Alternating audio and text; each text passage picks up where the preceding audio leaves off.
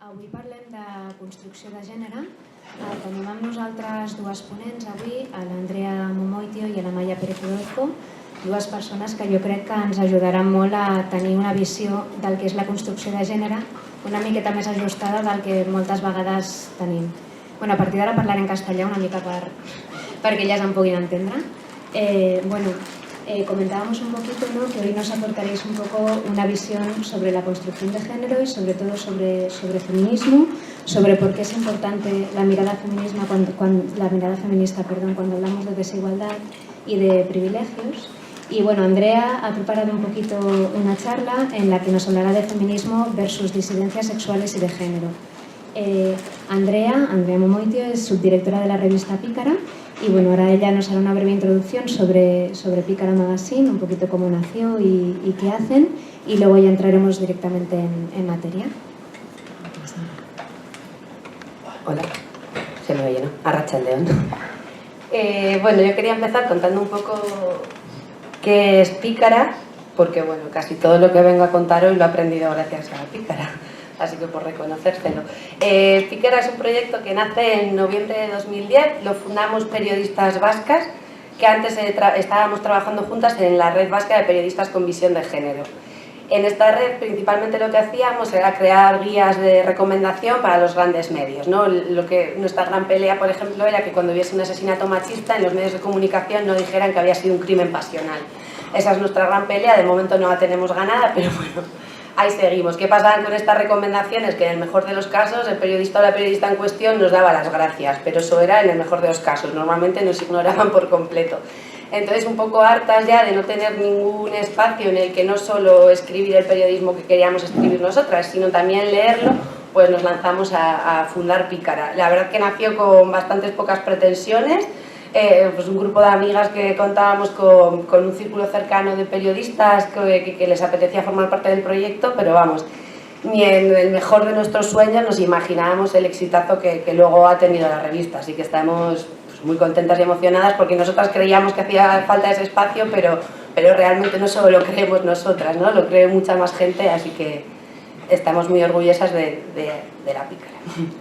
Y para nosotras, yo creo que en general para todas, porque la mayoría somos periodistas muy jóvenes, yo estaba en segundo de la carrera cuando lanzamos Pícara, no tenía ni idea de lo que era el periodismo y menos de lo que era el feminismo, entonces ha sido una escuela de aprendizaje para nosotras muy importante, ¿no? Y es una de las cosas que también nos reconoce mucha gente.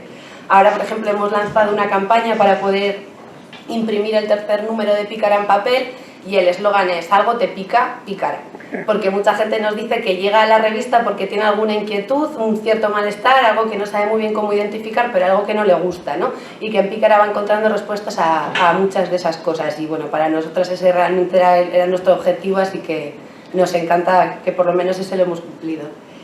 Y bueno, pues como decía la compa, hoy yo quería hablar hoy un poco de la relación entre el feminismo y los movimientos de disidencia sexual y de género, y traigo aquí la primera imagen es del grupo de lesbianas LSD de Madrid, que estuvieron muy activas durante los años 80 y bueno, esta es una foto. Ahora el archivo del Museo Reina Sofía de Madrid ha recuperado todo el material que los grupos LGTB crearon entonces y esta es una de esas fotos. Quería empezar con ellas porque bueno, realmente fueron uno de los grupos pioneros en Madrid.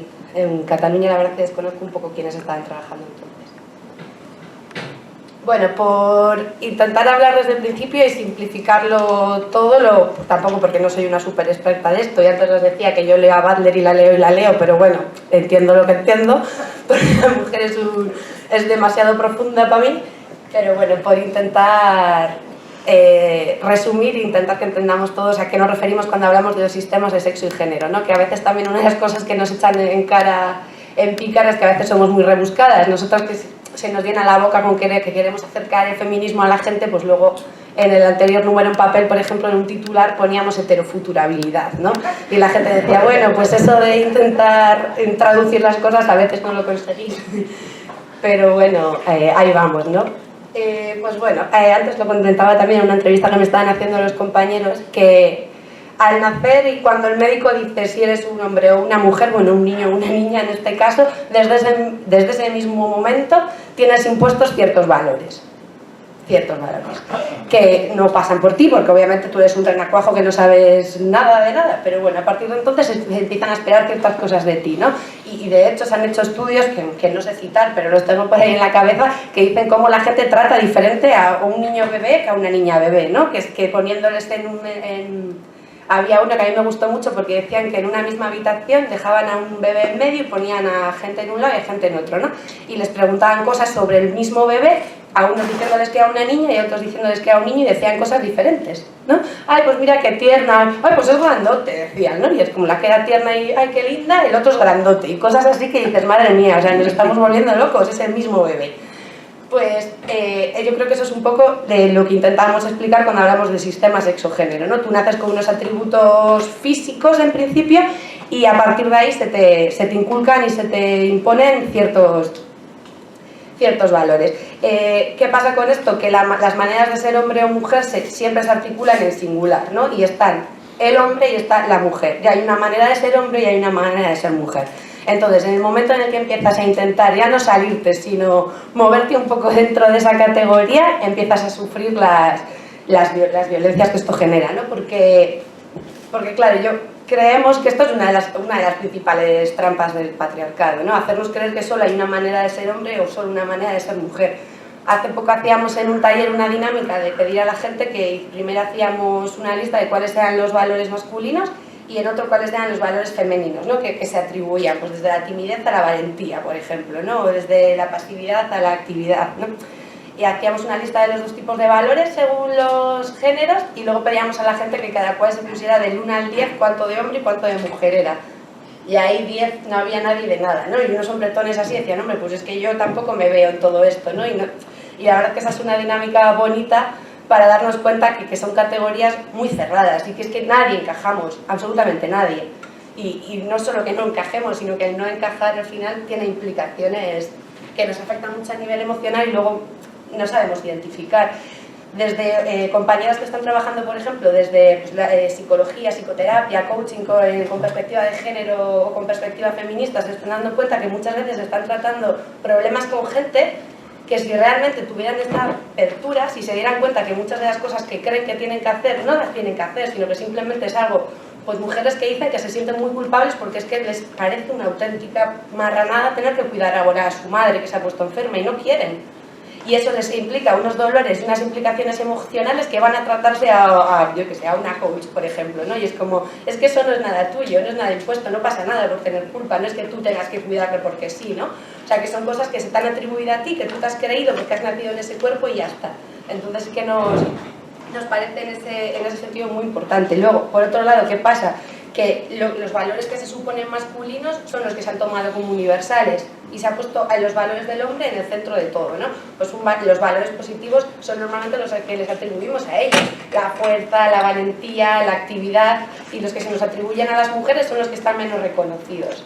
Y de ahí, bueno, lo que llamamos androcentrismo, ¿no? Que es poner al hombre, y no al hombre, sino a los valores que se entienden como masculinos en el centro de todo, y a partir de ahí crear eso, poner eso como medida de todo, ¿no? Entonces, bueno, claro, pues siempre estamos en una posición inferior, ¿no? Si se les toma a ellos y sus valores como medida de todo. No sé si se ha entendido, me he liado un poco. Luego, bueno, por ir llevando un poco hasta lo que me interesa, que es hablar de las disidencias, a comentar un poco, bueno, la primera ola del feminismo, que es la que estuvo más enfocada en el tema de los derechos civiles, en conseguir ciertos derechos civiles, lo más conocido, pues el derecho al voto, ¿no? ¿Qué pasaba con este movimiento feminista? Que tenía cierto tinte puritano, ¿no? Y hablaban en muchos casos de que había que controlar que las mujeres tenían que ocuparse de contener a los hombres muchas veces, ¿no? Y esto respondían una vez más entendían las categorías sexo-género como algo biológico e inamovible, ¿no?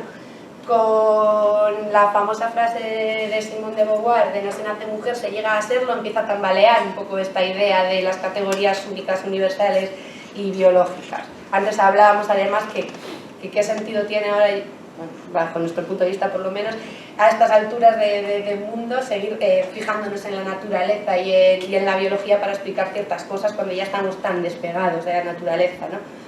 Y bueno, pues ya se empezó a hablar un poco más eso de que que, bueno, pues que ser mujer era algo que había que hacer, que se iba haciendo según la vida, ¿no? Y se iba haciendo pues según una categoría a la que teníamos que llegar o a la que se supone que queríamos llegar.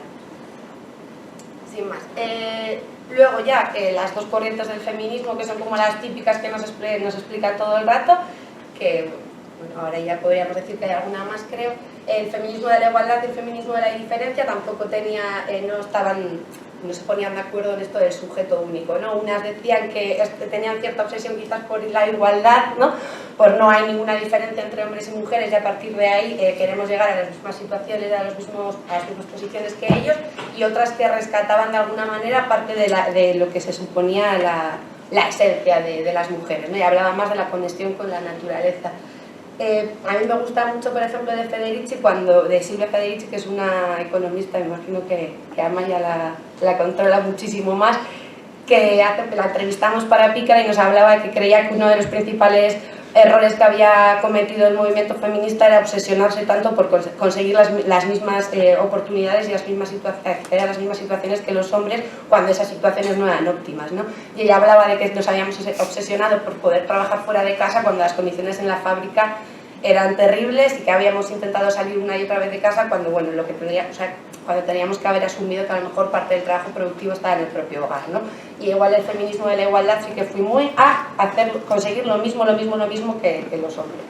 Y el feminismo de la diferencia, pues más esta conexión con la naturaleza y pues las mujeres tenemos, ¿no?, la relación más con la biología, con el ser madre, con la lactancia y esto que parece que otra vez vuelve a estar un poco de moda. Y el feminismo de la igualdad, lo que decía, que entre el sexo y el género lo que mediaba o lo que relacionaba uno con otro era la cultura, que era la cultura lo que determinaba cuáles eran esos valores femeninos que se suponían a las mujeres que habían nacido con un cuerpo de mujer. Y por otro lado, las feministas de la diferencia dicen que es una correlación simbólica, o sea, que de alguna manera esto siempre se me hace un poco difícil de explicar. Unas decían que era, pues si naces en un sitio, el género, las características que se te atribuyen a tu sexo son estas, y las otras decían que, bueno, de alguna manera sí que había cierta correlación entre el sexo y el género y los valores, ¿no? Pues por ejemplo que la maternidad, unas podían decir que la maternidad era algo cultural, el deseo de ser madre, y otras decían que no, que era algo que surgía de la propia categoría de sexo. Ay. No sé si me estáis entendiendo algo así. Sí. Vale, estoy un poco urduri, iba a decir, nerviosa.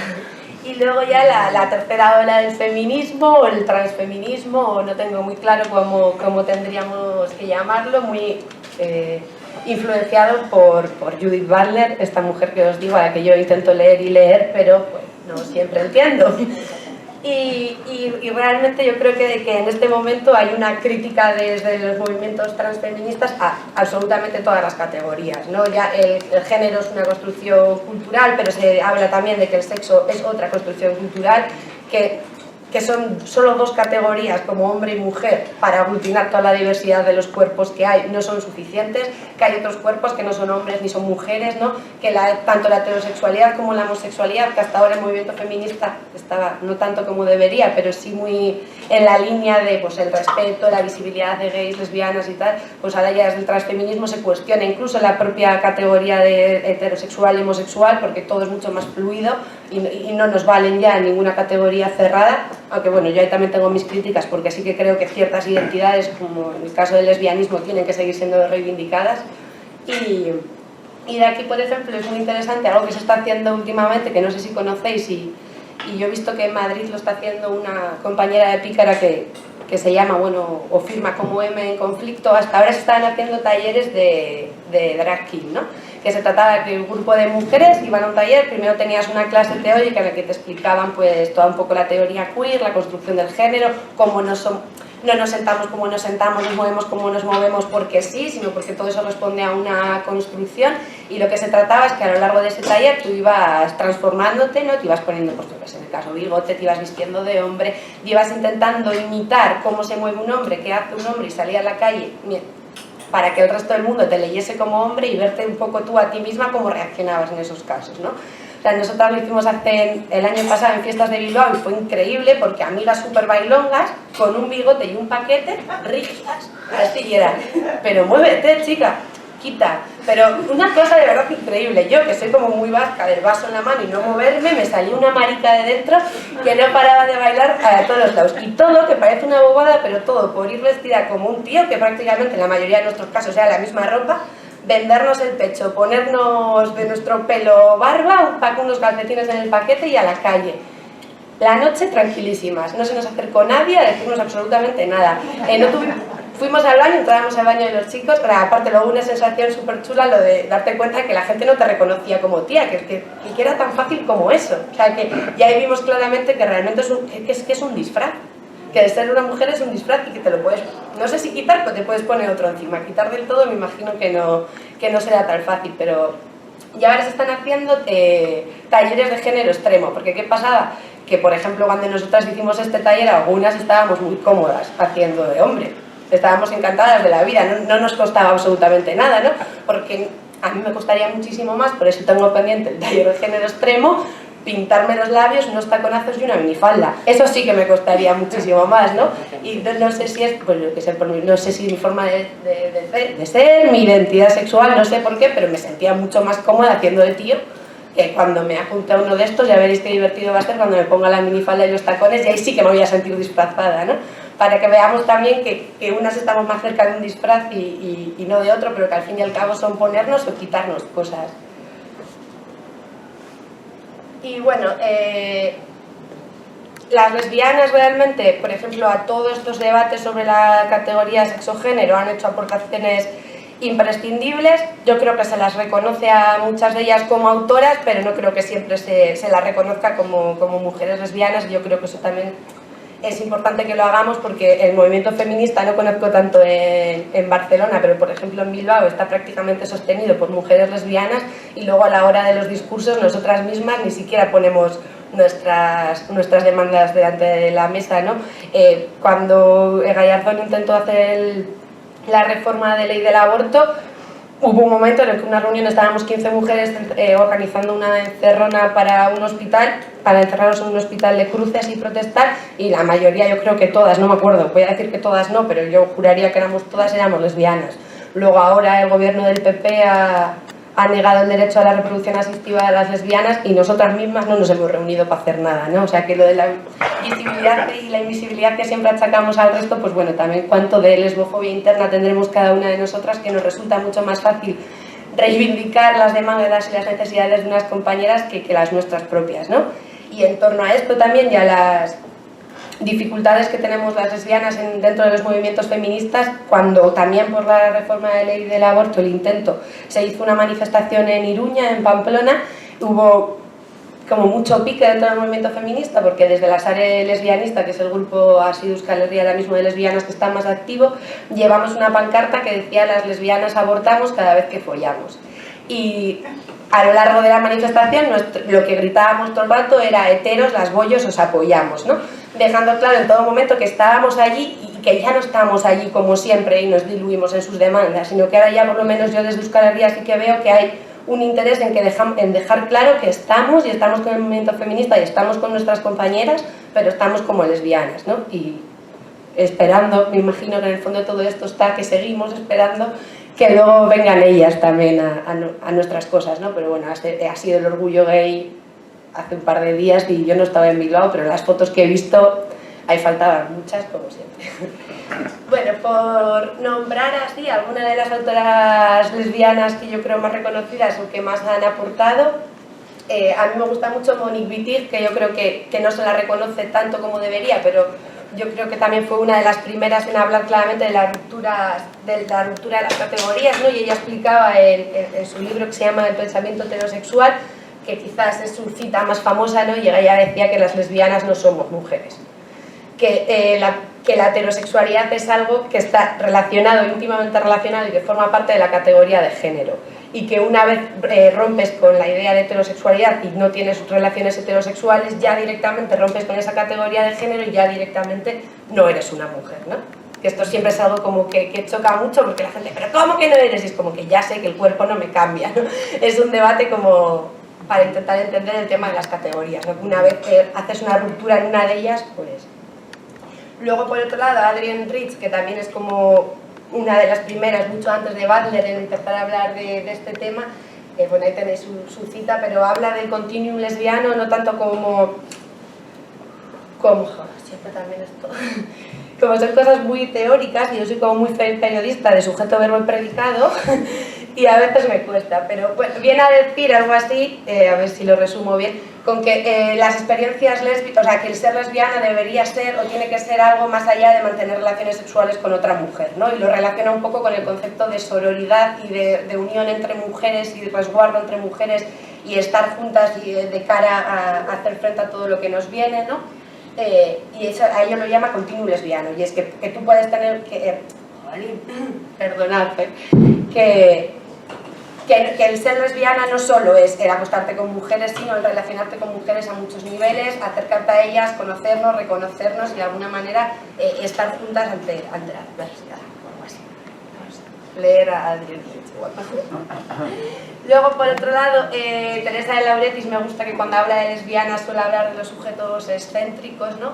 De esos sujetos que hasta ahora no cabían en ninguna de los apartaditos que había creado el feminismo para nosotras. Y Audre Lorde, que yo creo que también es necesario rescatarla porque bueno, es una mujer que era poeta, era negra y quizás, no sé si hablando en estos términos, me imagino que sabiéndolo, pero empezó a hablar también ya de las interseccionalidades, ¿no? De las vivencias que tenía ella. Ya no le valía solo con la lucha de las personas afro, porque ella estaba discriminada por mujer y por lesbiana, no le valían las feministas, porque las feministas no la reconocían como lesbiana. Yo me imagino que las lesbianas tampoco a lo mejor verían muy bien que fuera negra, y cómo empezó a hablar de todas estas ejes de opresión que le iban atravesando. Hace poco en Bilbo le hemos puesto una calle, así que estamos con una campaña de poner calles a mujeres lesbianas y le hemos puesto la última a ella. Hasta que nos la quiten, porque al ayuntamiento no le gusta mucho y dura un mes. Y luego, pues lo que ya estábamos hablando antes de la falta de reconocimiento del movimiento feminista. Yo creo que hay mucho miedo a que te confundan como lesbiana. Yo no entiendo muy bien a qué viene todo esto, pero sí que hay como cierta distancia de, bueno, yo os apoyo, pero, ¿no? Yo os apoyo, pero amigas, que no vienen a las manos del orgullo y a mí no me lo dicen directamente, y yo sé que en el fondo lo que no les apetece es que venga el periodista del Correo, que es el periódico más leído allí, y la saquen en portada, ¿no? Y si vienen nunca se acercan demasiado a la pancarta, y no sé por qué, pero yo sí que percibo, bueno, y sobre todo, y yo creo que más incluso en el caso de los chicos, ¿no? Porque que te confundan con lesbiana, bueno, igual en ciertos sectores es hasta progre, guay, pero que te confundan con marica, eso ya son palabras mayores. Y en torno a todo esto también ha habido como muchas rupturas y yo creo que no acabamos tampoco muy bien de relacionarnos y de encajar entre las lesbianas feministas y las lesbianas de movimientos LGTB tradicionales, mixtos, donde están con chicos gays sobre todo, ¿no? Las asociaciones LGTB sobre todo, o sea, parece que en los últimos años su gran esfuerzo ha sido lograr la normalidad. Normalidad, y están obsesionados con la normalidad. Bueno, lo que queremos es casarnos nosotros también y tener hijos y ser normales. ¿No? Y hay cierta obsesión por la normalidad que a mí, por ejemplo, también es como, pues no me llaman, ¿no? Es como normal de qué, yo normal ya soy, o sea, ¿qué es ser normal? No entiendo muy bien esta obsesión por pasar desapercibidos, ¿no? Por pasar por el aro, ¿no? Y el aro, y en el caso de las lesbianas, el aro tiene 3 pasos, y es enamorarse de una solo, claro, de una, serle fiel, casarse ahora que podemos, que la boda sea muy bonita, que vengan fotógrafas y hagan unas fotos como muy progres, y es como las dos de blanco, no sé dónde veis lo progre hay, y luego por otro lado tener hijos, ¿no? Tener hijos, formar una familia, y todas ya felices, y así no hay discriminaciones y no hay nada, ¿no? A mí me encantó, por decirlo de alguna manera, hace unos años que David Cameron le preguntaron que a ver cómo él, siendo conservador, podía estar a favor del matrimonio igualitario, y decía, claro, estoy a favor porque soy conservador, pero de cajón de madera, mejor los gays casaditos y con hijos que en un cuarto oscuro, eso está claro. Entonces, mientras, ¿no? Pues el modelo de Maroto, del alcalde de Vitoria-Gasteiz, su nombre después de 30 años se casa con su novio en una ceremonia como Dios manda, eso sí, ¿no? Pero ya cualquier otra ruptura, ¿cómo? Poliamorosa, ¿cómo? No, eso ya cuartos oscuros ya sí que hace algún cortocircuito todo. Y bueno, yo creo que esto viene también, o sea, no dejamos de ser herederas de un feminismo muy blanco y muy burgués, ¿no? Entonces ciertas reivindicaciones pues chocan ahí. Y es que al final yo el feminismo yo creo que hasta ahora ha hecho más favores a Angela Merkel que a las lesbianas, por ejemplo, ¿no? Pero bueno, tendremos que... Luego, por otro lado, o sea, esto es como una de las partes, pero luego en los espacios de militancia feministas han sido un espacio de liberación para las lesbianas increíbles. Y es acojonante que en espacios feministas donde las lesbianas van, se relacionan todo bien y luego es a la hora del discurso, cuando no hay manera de que las reivindicaciones lésbicas salgan a la mesa, pero luego en la práctica, en el día a día, no hay problema y se acude al movimiento feminista como espacio de seguridad y en el que estar a gusto, ¿no? Pero luego las demandas ya es otra cosa, a ver si van a parecer que somos lesbianas y no, claro. Es como, bueno, pues eso tendríamos que verlos. También es verdad que, bueno, no sé en el caso de Barcelona, pero en Bilbo, heteros, feministas en el activismo, hay muy pocas. O asumimos nosotras sus demandas, pues no sé qué va a pasar. Y luego rescatar al colectivo de lesbianas feministas de Vizcaya, que bueno, ya desapareció a finales de los 80, y algunas de las compañeras siguen militando, otras ya no, pero bueno, reconocerlas porque están muy orgullosas y a mí me gusta mucho contarlos de que era el único colectivo de lesbianas en el Estado español que eran lesbianas feministas, porque el resto eran feministas lesbianas, que no es lo mismo. Ellas eran lesbianas primero y luego feministas y hicieron una labor pues, muy importante y bueno, poco a poco fueron desapareciendo, pero a mí me gusta siempre rescatarlas porque realmente fueron quienes se pelearon en primer lugar por todas. Y ahora pues tenemos la suerte de tener algunas militando con nosotras en la sala lesbianista y nos dan una amplitud de miras y un contexto que de otra manera sería imposible, ¿no? Eso también sería otra cosa que tendríamos que hablar en algún momento de cómo hacer para que siempre se habla de que no hay relevo generacional en el feminismo, ¿no? Y a mí es que lo del relevo no me acaba de gustar, es como yo no quiero relevar a nadie, yo quiero en todo caso que consigamos confluir en algún espacio, ¿no? Que no tenga que desaparecer un grupo para crearse otro de nuevas, ¿no? Sino que podamos crear grupos en el que haya gente con diferentes contextos y eso pues, va a ser mucho más enriquecedor. Y luego el tema de las lesbianas políticas y las batallas no vividas y bla bla bla, que esto en Pícara también es uno de los temas de moda. ¿Qué pasa? Que con esto de que lo personal es político que nos dijeron y que nos lo hemos creído, ahora es muy habitual que un montón de mujeres digan que son lesbianas.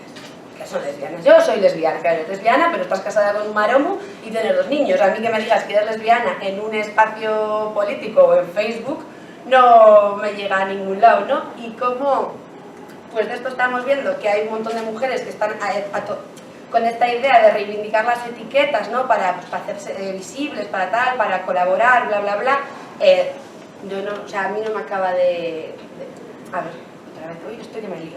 Por un lado tengo la sensación de que hay mujeres que no están teniendo prácticas lésbicas ni vivencias lésbicas y están creando discurso lésbico desde esta idea de hay que reivindicar las etiquetas y yo lesbiana, ¿no? Para apoyar a mis compañeras, y por otro lado creo que muchas lesbianas se están diluyendo en el pero ¿esta qué le importa? Si yo solo es amor lo que siento por esta mujer y aquí qué reivindicación política va a haber, pues si yo lo único que quiero es estar con mi moza, casarnos, tener hijos y que todo vaya bien y no entiendo qué es esto de tanto pelear y pelear qué, pero si no hay nada que pelear, pues si ya ahora ya está todo conseguido y bla bla bla, ¿no? Creo que estamos entre estas dos cosas y a mí por ejemplo eso es algo que sí que me da bastante miedo. Y luego por otro lado, creo que lo tengo más adelante, pero estoy dando cuenta además, ¿no? Que yo me acuerdo una vez que escribí un artículo sobre esto, sobre pues, que a mí me daba mucho miedo y no me gustaba que mujeres que no estaban teniendo prácticas lésbicas ni vivencias lésbicas y que obviamente no sabían ni de lejos lo que era sufrir la lesbofobia, estuvieran abanderando esta bandera y creando discurso en torno a este tema, ¿no?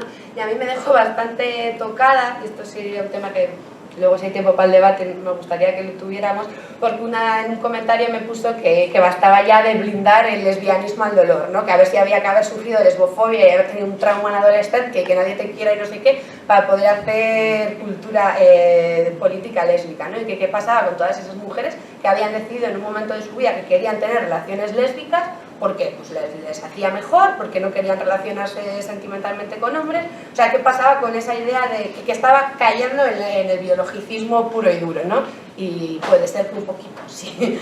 Pero de alguna manera siempre tengo la duda, ¿no? De decir, joder, yo entiendo, ¿no? Que haya mujeres que decidan abiertamente identificarse como lesbianas o que quieran formar parte de la lucha lesbiana y que se denominan a sí mismo así, por otro lado estoy ya, pero yo no he podido elegir y a ver, no quiero que la gente crea que esto es una moda, que viene y que va, ¿no? No sé si es un poco la cosa que tenemos. Y bueno, esto ha traído también mucha tela en pícara, ¿no? Porque nos estamos encontrando eso con muchas mujeres haciendo discurso lésbico sin prácticas lésbicas, y luego yo me veo en plan como guardiana del lesbianismo, de tú no, pero tampoco me gusta verme así, ¿no? Porque pues para mí encantada, cuanto más seamos mejor, maravilloso.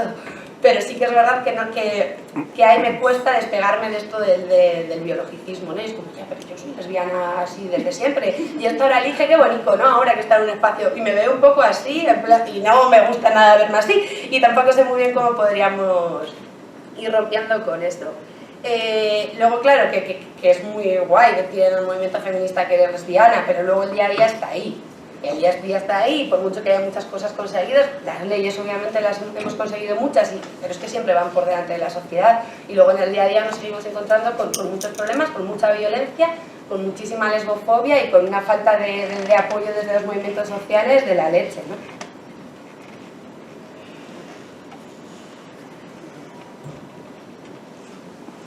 Y luego, bueno, hablar también un poco de que un debate que hubo, no sé si visteis un documental de televisión española que se llamaba El sexo sentido, y hablaba de niños y niñas trans. El más mayor tendría 15 años, así que la canción la hace Viruta, por cierto.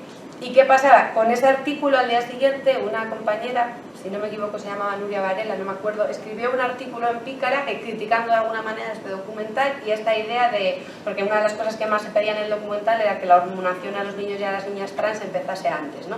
Que ahora había que esperar mucho tiempo y que las familias pedían que se les pudiera hormonar o por lo menos poner bloqueadores hormonales antes de llegar a la adolescencia, porque luego era mucho más fácil la transición, ¿no? Esta chica, en el artículo que publicamos en Pícara, de lo que se quejaba y lo que criticaba era que a ella le parecía de alguna manera poner un parche al problema, ¿no? Que si tuviéramos la capacidad de entender el género como algo, como un teatro, como algo más amplio, como un espacio en el que nos podemos mover con más libertad, pues a lo mejor les podíamos ahorrar a algunos de estos niños y niñas las hormonas, o no, o se podría esperar más adelante, o se podría esperar a que fueran por lo menos un poco más mayores y ellos decidiesen más, ¿no? Y con aquello hubo muchísima polémica. Hubo muchísima polémica porque hubo quien lo entendía y quien le parecía lógico el planteamiento, si se llamaba Nuria, que planteaba a ella decir, es que son muy pequeños, que vamos a esperar un poco, ¿no? Sí, pues si el problema es que el niño quiere jugar a muñecas, déjale jugar a muñecas, qué necesidad de, ay no, a ver si ha nacido en el cuerpo equivocado, vamos a solucionarlo rápido, ha nacido en el cuerpo equivocado o no, o a lo mejor más adelante quiere performar como hombre y sin hacerse ninguna operación. O sea, es que hay miles de variantes y cada cual tiene que vivir su transición como quiera y son muy pequeños, ¿no? Y había quien directamente nos acusó de transfobas, que nuestra actitud era transfobia pura y dura. De hecho, lo curioso y la anécdota de esto es que estos días estaba Judith Butler en Madrid dando una conferencia y alguien le debió hacer, y nosotros publicamos una foto que le había hecho una compañera ese mismo día con una pegatina de Pícara, ¿no? Todo contentas, Pícara y Judith Butler en la misma foto.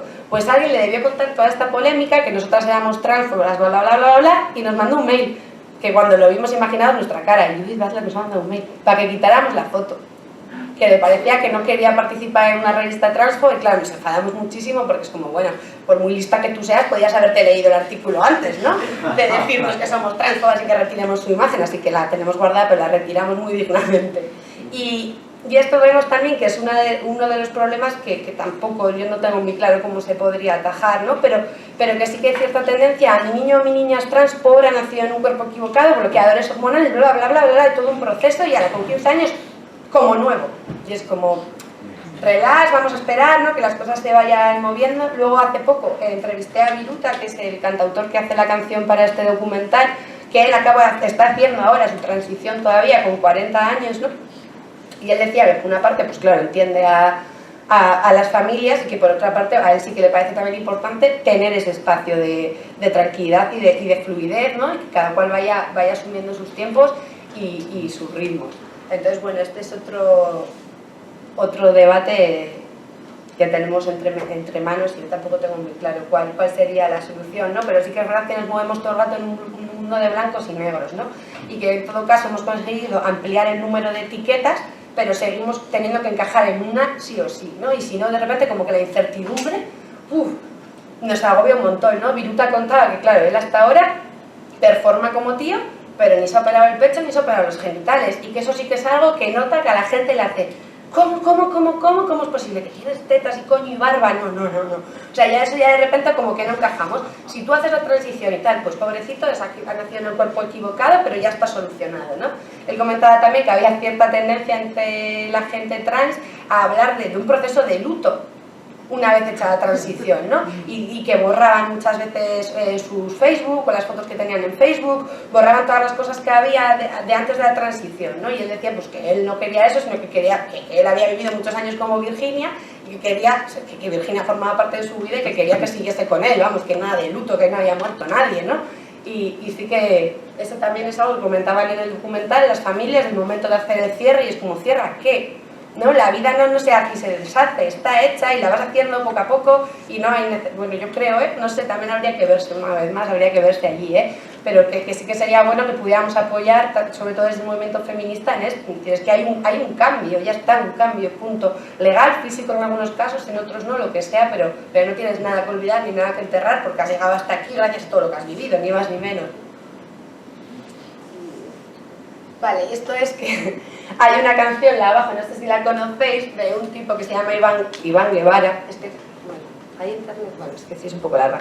El caso es que es una canción que, hablándolo con muchas compañeras lesbianas, en la adolescencia nos encantaba a todas, ¿no? Y nos tenía locas el Iván Guevara porque cantaba de lesbianas, pero decía cosas como no esperabas a Romeo, esperabas a Julieta, ¿no? Y cosas así, y es como, no, por favor. Y que al final la apuesta lésbica, no sé si llamándola apuesta lésbica o no, pero sí, sobre todo yo creo que un trabajo que tendríamos que hacer todas es salirnos un poco de la heteronorma, ¿no? Porque al final las lesbianas la tenemos también, pero metida hasta aquí. Y por muy feminista que seas, en el fondo hay, pues, esta que mona y mía, qué mensaje me manda y no sé qué, y me ha dejado y me ha roto el corazón y bla bla bla, y igual de moñas, igual de imbuidas en el amor romántico, y escuchando las mismas canciones insoportables y pastelonas, ¿no? Y como que también a veces parece que por el hecho de ser lesbiana has hecho cierta ruptura y ya estás libre de un montón de cosas, y es libre las narices, estás igual de imbuida en todo esto, ¿no?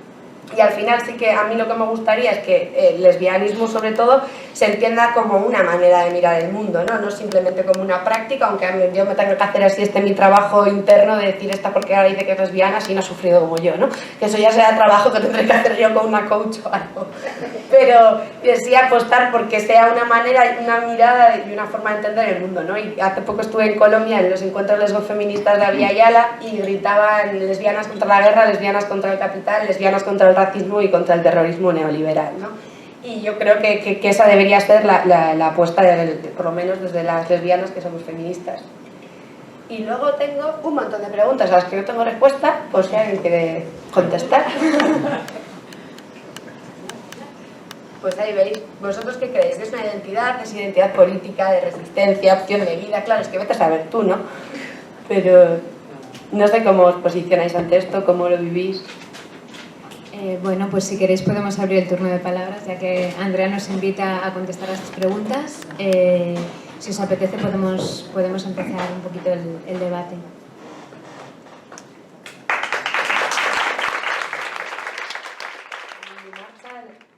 Que llega a Euskal Herria en octubre, había una propuesta de hacer en la vía pública, claro, que yo de repente me siento súper conservadora o algo, pero una de las propuestas que había para apoyar a la Marcha Mundial de las Mujeres era hacer un acto público y penetrarse con puerros. Yo decía, pues será súper transgresor, pero no lo pillo por ningún lado, y la gente va a pasar y vale, pues vamos a estar penetrándonos con puerros, o sea, no podía entender cuál era la lógica, y luego eso sí, dieron toda una explicación. Pero la explicación viene después, o sea, primero has pensado en los puerros y luego has pensado en toda la explicación teórica, y yo sí que creo que ahí estamos muy desconectadas de la gente y que a veces nos ven y nos miran como estos que quieren, qué hacen, a dónde van. Yo tampoco tengo muy claro qué podemos hacer, la verdad, más allá de penetrarnos con puerros, que igual funciona, no sé. ¿Trabajo con heterosexualidad obligatoria? ¿O cómo verías la lista aquí en la sala y la... No, ¿O qué planteas respecto a la división sexual del trabajo desde el lesbofeminismo?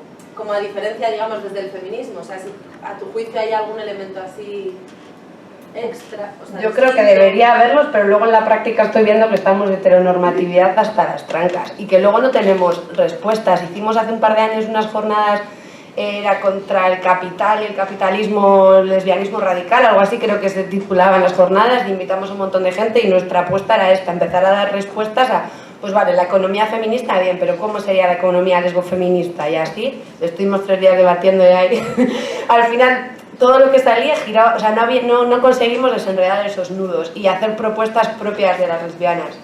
A mí no se me ocurre que podríamos hacer, la verdad, porque luego al final yo lo veo que se sigue reproduciendo de alguna manera ciertos roles, ciertas... Yo no acabo de ver en la práctica cómo podemos ir, incluso entre nosotras, ¿no? A la hora de hacer activismo está súper claro quiénes de nosotras cogen el micrófono y hablan, quiénes de nosotras hacen el bobo, quiénes de nosotras hacen la pancarta, quiénes llevan las cuentas, como que no conseguimos, bueno, a mí me da la sensación romper de verdad con nada. Pero bueno, a lo mejor tú nos puedes hacer propuestas. Entré en un bar, pub, discoteca y empecé a ver a un montón de suecas allí con minifaldas cinturón, solas, sentadas en la barra, tomándose una copa tranquilamente, solas, en la barra, y nadie les decía nada, ni se les acercaba, ni les molestaba, ni nada de nada. Y entonces a mí de repente me cogió como una crisis en plan de tristeza profunda, de decir, ¿por qué yo nunca he podido hacer esto? O sea, es decir, no sé si me hubiera apetecido ponerme esa falda o no, pero nunca he tenido la oportunidad de hacerlo. Entonces, luego, claro, me dio por pensar, ¿no? Cuando tú te sientes privilegiado y solo miras a los que están, ¿no? Como en desigualdad respecto a ti, y cuando te posicionas al revés, ¿no? Ese juego como de lo que yo creo que en realidad todo va a lo mismo, ¿no? Siempre que existe una dominación, no sé, cuando estabas explicando, ¿no? Por ejemplo, lo de la redistribución del trabajo doméstico o bueno, cómo lo gestionáis o cómo habría que afrontarlo, a mí me da la sensación de que en realidad siempre que nos movamos en una estructura, ¿no? de poder, de cierto poder, van a existir cosas de ese tipo, ¿no? Entonces, realmente a mí no se me ocurre tampoco la manera, ¿no? Pero entiendo que si vamos a trabajar, por eso lo de la confluencia a lo mejor, ¿no? De luchas entre varios movimientos, si vamos a trabajar todos contra esas estructuras de poder, a lo mejor sí que podremos lograr mirar de otra manera, ¿no? Y cuando habláis de enfoque, ¿no? De mirada feminista, de mirada de género, se me ocurre un poco esa amplitud, ¿no? O sea, no centrarnos solo en lo que ya está marcado, lo que está escrito, lo que nos manda, lo que nos imponen, sino poder abrir un poco la óptica. A mí lo que me pasa es que lo de confluir con otros movimientos así me parece, claro, obviamente estupendo, pero sí que es verdad que cuando nosotras ejercemos los privilegios es que no los vemos, o sea, los asumimos en abstracto. Yo en abstracto sé que vivimos en una lógica racista tal, donde yo por blanca soy privilegiada, lo sé en abstracto, pero no lo vivo, o sea, no consigo en el fondo reconocerme ahí, y hasta que no me reconozca de verdad ahí no voy a poder hacer ningún cambio. Y me sé la teoría y es como, claro, sí, porque yo, privilegiada, europea, no sé qué, bla, bla, bla, bla, seguro que soy, claro, ya empiezo, seguro que tengo algo de racista. Pero no me la acabo de creer y es como tendré, pues imagínate todo lo que tendré, un montón, pero hasta que realmente, y me imagino que esto mismo les pasará a los tíos, que es como, ay, claro, el machismo, sí, yo seguro que reproduzco actitudes machistas, alguna ya tendré, es como todas, ¿no? Pero pues una cosa es verlo en abstracto y otra cosa es decir, venga, va, esto que me pase por el cuerpo. Y decimos ahora todo el rato lo de pasar por el cuerpo, pero a mí nadie me ha dicho todavía cómo se pasa. Es como, hay que poner el cuerpo en la lucha, hay que pasar por el cuerpo las cosas, y es muy bien, y esto cómo se hace, ¿no? Cómo realmente, qué cosas podemos hacer para reconocernos, dinámicas, juegos, no sé, algo para decir, vale, aquí estoy haciendo esto porque yo no me veo, vamos, lo sé, pero no me veo. Yo igual no, en el fondo igual yo, ¿no? Pues me imagino que todos queremos lo mismo y al final unos por otros, la casa sin barrer, que dice mi mamá. Pensando en los temas y tal, hubo uno de los temas que nos interesaba mucho, que era el tema de crecimiento y tal. Hablamos mucho del tema de la construcción del deseo, ¿no? O del deseo. Y realmente nos parecía como algo, al principio como empiezas como por una cosa muy simple, ¿no? Nos parecía claro que, ¿no? Que la sociedad, el sistema nos generaba, ¿no? Nos hacía tener unos deseos que en realidad no eran nuestros y que nosotros teníamos que contactar con nuestro propio deseo y tal, pero luego cuando fuimos rascando un poco era el tema de, ¿pero qué es? O sea, ¿qué es eso, no? ¿Qué es el deseo propio? El deseo propio sin tu construcción de género sí se puede tener.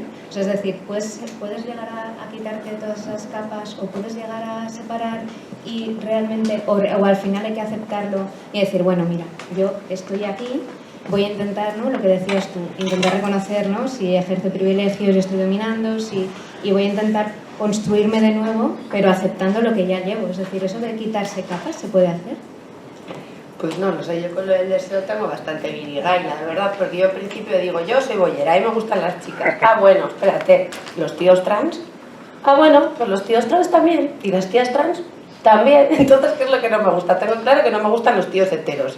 Entonces, ¿eso qué es? ¿Qué soy? Si no, o sea, soy antihetero, soy, o sea, no tengo muy claro qué es, pero yo en principio mi deseo podría estar enfocado hacia cualquier persona que no sea un tío o biotío que esté a gusto con su masculinidad y la ejerza y no sé qué. Si sales un poquito de ahí, pues yo creo que me gustaría.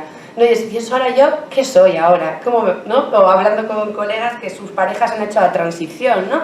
Dices, tú eres lesbiana y de repente en vez de novia tienes novio. O sea, ¿eso qué pasa? ¿Y ahora eres hetero? No, yo sigo siendo lesbiana, pero ¿qué es ser lesbiana? ¿Que te lean como lesbiana por la calle? Porque si es que te lean, tú ahora vas con un tío. Entonces ahora de repente tienes todos los privilegios de la heterosexualidad. Y tu familia está un poco más contenta. Y ya no les importa tanto que vayas al pueblo con tu novio que antes era novia. Y es como, todo esto, en definitiva, no sé.